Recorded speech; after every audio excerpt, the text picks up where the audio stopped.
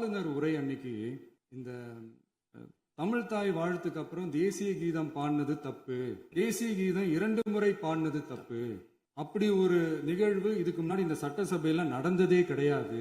அந்த மரபே மாத்திட்டீங்க.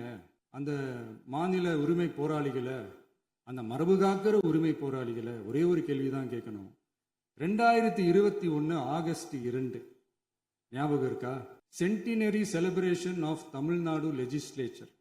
அந்த ஃபங்க்ஷன்ல கலைஞர் அவர்களுடைய புகைப்படத்தை மாண்புமிகு குடியரசுத் தலைவர் திறந்து வைக்கிற ஒரு ஃபங்க்ஷன். அந்த ஃபங்க்ஷன்ல national anthem followed by Tamil Thai Vazhthu அப்படின்னு அறிவிச்சது ஞாபகம் இருக்கா? அதாவது தேசிய கீதத்துக்கு அப்புறமா 2வது முறையா, நோட் திஸ் பாயிண்ட் மாண்புமிகு பேரவைத் தலைவர் அவர்களே, பிளீஸ் நோட் திஸ் பாயிண்ட்.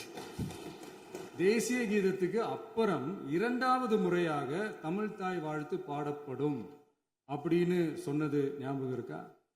அதுவும் முத்தமிழ் அறிஞர் அப்படின்னு சொல்ற நம்ம கலைஞர் அவர்களுடைய அந்த புகைப்படம் வெளியிட்டு விழாவில் அவர் இருந்த இதே சபையில தமிழ 2வது இடத்துக்கு தள்ளினது யாருன்னு ஞாபகம் இருக்கா?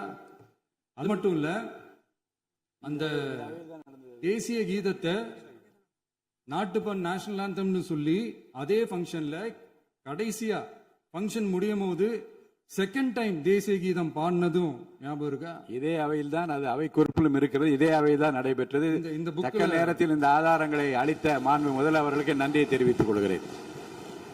டவுட் இருந்தா இந்த புக்கை பார்த்து தெரிஞ்சுக்கலாம்.